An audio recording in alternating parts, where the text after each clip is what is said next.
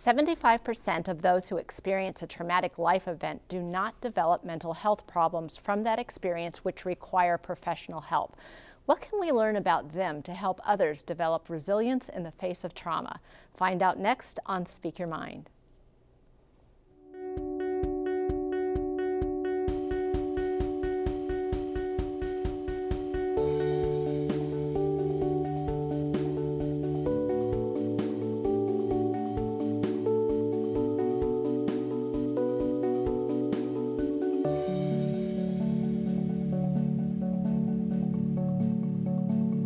Welcome to Speak Your Mind. I'm Dr. Carolyn Phelps, licensed psychologist with the Human Development Center. Almost 1 year ago this weekend, as they were preparing for a formation jump, 9 skydivers and 2 pilots survived what for most of us is the unthinkable, a mid-air collision. One plane lost a wing and burst into flames, while the other was nursed to ground safely by its pilot. Miraculously and wonderfully, all 9 jumpers and the pilot of the destroyed plane managed to parachute to safety. Tonight, we'll learn more of their story and about resilience in the aftermath of a traumatic life event. Our phone lines are open for your questions, so call the numbers on your screen locally.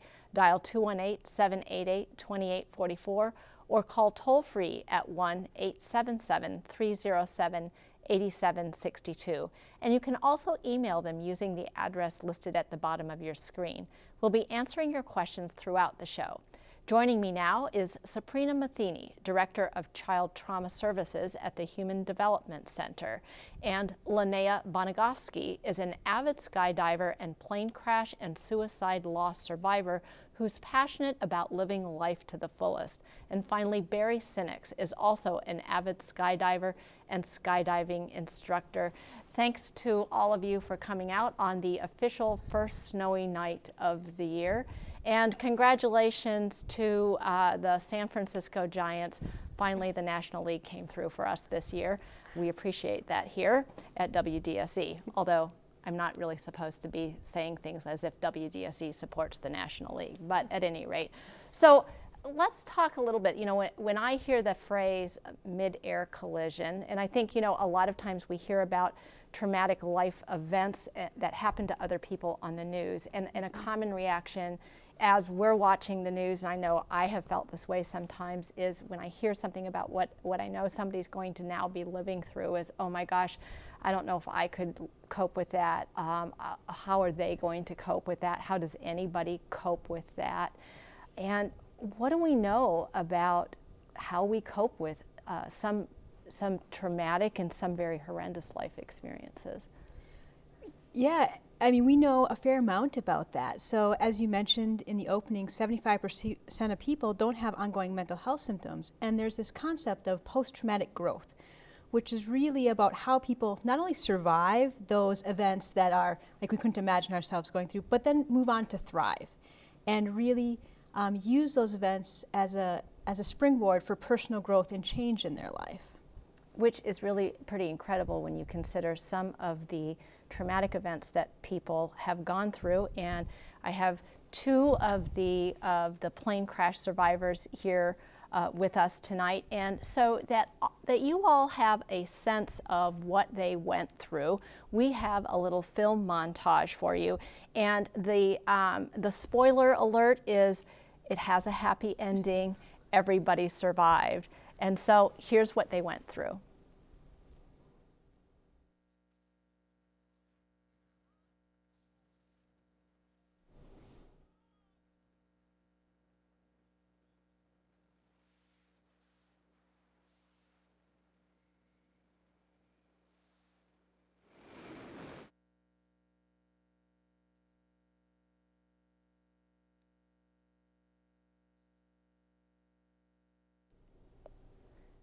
So part of what you're seeing here is 4 different camera angles from 4 different skydivers in this. And I think it sort of gives you a sense of the chaos of what I can only imagine, obviously.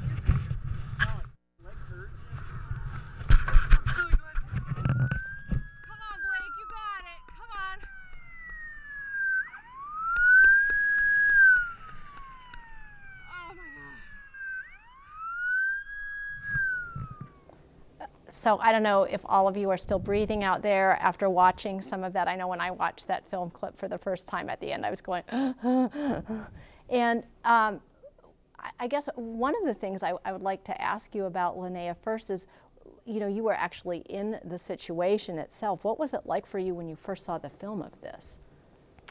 When I first saw the film, we had the volume turned off on our laptop. So I was taken back from it. I had chills go all over my body, just seeing all the different angles. And when we turned the volume on to hear is when I was really taken back. Hearing the pilot in the chase plane scream go for everyone in there to get out was really hard to listen to. I bet. Yeah. I bet it was. And so let's talk a little bit just about, the audience was just able to see the film of this. Barry, what was your experience, to sort of take us from the beginning of this incident? Well, it was a normal jump. At the end of the day, we were jumping what's called a formation load, which means we all pile into 2 different airplanes so we can all meet up in the air and do some formation on the way down. So I was on the far hang, which is out on the farthest part of the lower aircraft. And as I was sitting out there, we were getting ready to do the count, and I could feel impact. And I knew that there was something going on, and I knew exactly what it was. The other aircraft had hit us, and it really didn't even feel like it was that severe at the time. So I just decided it's time to leave, and I just let go and left the aircraft. And you had a little, Linnea, you had a little different experience with, there wasn't much of a decision to leave. No. So tell us about, I'm going to interrupt here and sort of get both parts of the story as we go along. So tell us about your experience. I was sitting on the strut, which connects the wing to the fuselage. Barry's to my left, hanging outside. And then I have Mike Robinson on the inside and Johnny Rodrigo in front of me. And at first, when I was kind of going over what had happened, I thought, the impact had just kind of threw me off of the strut. But then after going through and looking at the footage, it was, the wing was actually ripped out from underneath me. And looking at the pictures, there's me with my back to the earth, looking at the plane explode, and Mike Robinson is still halfway in the door, coming on top of me, and I couldn't believe what I was seeing. Time had stopped right there. And when you saw the plane explode, you thought what? The first thing that went through my head was, oh my gosh, we just lost everything, everybody. And then as I started to track away from the plane and the debris, all I could repeat was, did that just happen? For about 45 seconds. That's the only thing that went through my head. And so, Barry, did you see the plane explode then? Oh, yes. Yeah, no, I had a very good view of it. When I left, I just looked up and saw the aircraft going into flames. And strangely enough, my thought went through my head was, I don't know why, but it's just like everybody's fine. That was the first thought that went through my head. There was no, I'm not in fear for anybody's life at that point. And then when the aircraft started exploding, I remember just saying, that's really cool. and then I realized that there was still a pilot in the aircraft that didn't have a wing. So I chased down the pilot in the aircraft and then made sure that he got his parachute open. He only had like 2 jumps at the time. So I was his instructor, and I knew that if he didn't, if he got out of the aircraft, that he might need help in staying stable because he only had 2 jumps. But he did great, absolutely great. And so you sort of like had the chair pulled out from underneath you. When it was pulled out from underneath me, I went straight to my back, and the explosion was right above me. So for a split second, then I thought everything was gonna fall on top of me and just push me down even faster than what I would normally fly at. So I just tried my best to get away from all of it. And how'd you do that? I immediately turned my belly to earth, which is the most stable position for skydiving, and positioned my arms back in kind of like a missile shape and drove my body away from the debris as fast as I could. And so, you know, one of the things that I'm struck by hearing both of your stories is that you knew exactly what to do. And I think you had made how many jumps, Linnea, yourself before this? I was approaching 500. And you had made how About many? 1,000. About 1,000 jumps. And so, do you feel like in some ways, like part of your experience was formed by just a natural instinct of you'd done this so many times and you knew what to do next? I've kind of, my family always says that I have a legion of guardian angels. I've had a lot of experiences in things that can hurt me. And I think over a period of time, you learn to focus. And I think that certain people can focus on the problem immediately, and other people focus on the terror. And it, depending on what type of person you are, you become more effective or less effective in dealing with the situation. And in this situation, everybody was very well versed. So I think that they were all licensed skydivers. They all had some kind of rating beyond the regular license. And everybody really, I mean, it's a natural thing for us to be up in the air. You get to ground safely. Yes. She says with a smile on his face, and we're happy too. And what are your thoughts when your feet touch the ground? I couldn't believe that I saw everybody else walking around unhurt. And immediately I ran over to my friend Sarah to make sure that she was okay. She was the closest to me. And everyone else was in the truck driving down to the runway to meet the plane that was landing, which I didn't even notice until it was actually landed. Sarah and I were actually kind of going back and forth fighting with each other because she said, you know, she didn't see Blake, the pilot of the other plane, and I said, well, no, I saw a round parachute. But at the time, my mind wasn't putting together that I needed to see 2 round parachutes, which are the parachutes the pilots fly.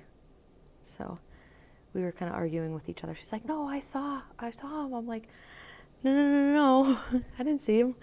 When was it, Barry, that you knew that everybody was safe?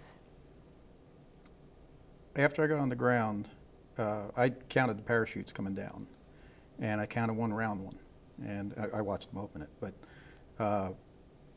I didn't see the other aircraft. I had no clue where it was, and he just decided to go out and take his old time flying around Duluth while he was descending, talking to the tower, and we're there all panicked because where's Blake? And then we heard the puttering of the airplane coming in. It sounded like it was missing 2 cylinders. And then as soon as I saw that, it then dawned on me that everybody was there except he wasn't on the ground yet. In the case it was a damaged aircraft and he ground looped it. Got everybody in the pickup truck to go down to the runway to make sure that if he needed something, we were there. Now, you're our cool cucumber here, Barry. Was there a frightening moment at all for you in this? I think the most was not knowing where Blake was. Yeah. I think the rest of it, like I said, I mean, it's, you know, I can't explain it, but what I can say is that I didn't feel like anybody was going to be hurt when I watched it happen. I have no explanation for why, but that's what I felt. So I did not feel, that danger. I mean, I watched, it was traumatic, it was very surreal, but I just didn't fear for people's lives. And what was the hardest moment for you, Linnea? I think it was that split second when we got thrown off of the strut and I saw it explode, thinking it was going to fall on top of me. And then I remember right before I was about to deploy my parachute, I'm reaching back to deploy it. I'm just praying that nothing's above me and going to fall on top of me, no debris. Sabrina, so you've been sitting here, I mean, you watched the film and you've been sitting here listening to these stories and, you know, just sort of for truth in advertising, I come to this, jumping out of a perfectly good airplane is not on my bucket list. It won't be on my bucket list. And so just so that you all know, Linnea was the first one who I spoke with, and when she calmly said to me, we're talking on the phone, and she calmly says, and so there I was, and I was sitting out on the strut, and she's explaining that she's sitting outside the plane, and I'm saying, well, that's wrong. So I come to this with obviously a completely different sense. You all love what you do, and I love that you love what you do, and I personally will never love doing that. But when you listen to this and hear this, certainly with Barry and his calmness, are there some people who are just sort of natural born resilient people that have a calmness that maybe the rest of us don't all have? Well, I think there are some factors of resiliency that are about temperament. And so some people will be kind of more calm, more relaxed, more, not much excites them, and they don't get really revved up about things. And so that's one of the temperamental factors that does lend itself well to resilience. And then I think in the way that both of them told what was happening, this happens very quickly, right? Yet you can hear all of the thoughts that are going through their brains, and they're very different, and each kind of supports and lends itself to resiliency in a different way. Let's talk a little bit about preparedness, because both of them were clearly, if you're going to be in a plane crash, number one, have parachutes on, right? This is what I've learned. This is my takeaway message: is number one, have parachutes. But having jumped out of the, 4 to 500 for Linnea, 1,000 for Barry, talk about preparedness and the role that plays in resilience. Right, and I think Barry said, he couldn't explain it, that, there's something that just takes over. And I think in traumatic events that happens to a lot of people, that there's something that just takes over. And certainly when you are engaging in a behavior that you do over and over, that you have a muscle memory, you have kind of a story of how it should go, and then when those traumatic events happen and you're kind of caught up in, I don't know what's going to fall on top of me, and that there's an element that instinct that you've built over those repeated jumps kicks in and helps you know what to do and helps remove some of the terror about what do I do next. And so then you can have the thoughts, you can have some of those other thoughts because you're relying on your preparedness and your experience. Linnea, you're here nodding your head. Yeah, I just, and it was recently that this kind of dawned on me. Before this had happened and I would see other people go through traumatizing experiences, I'd always say to myself, there's no way that I could act like them or be that calm or save myself like that. And now being through a traumatizing experience, it does just naturally kick in survival mode. Your body goes straight to that. So it's different now seeing it from the other side. It's so interesting too, because I think when we hear about other people, and when I think even people watching the film clip out there, when we hear things and when we see things like that, and we're not going through it, we have the luxury, we don't have to cope, right?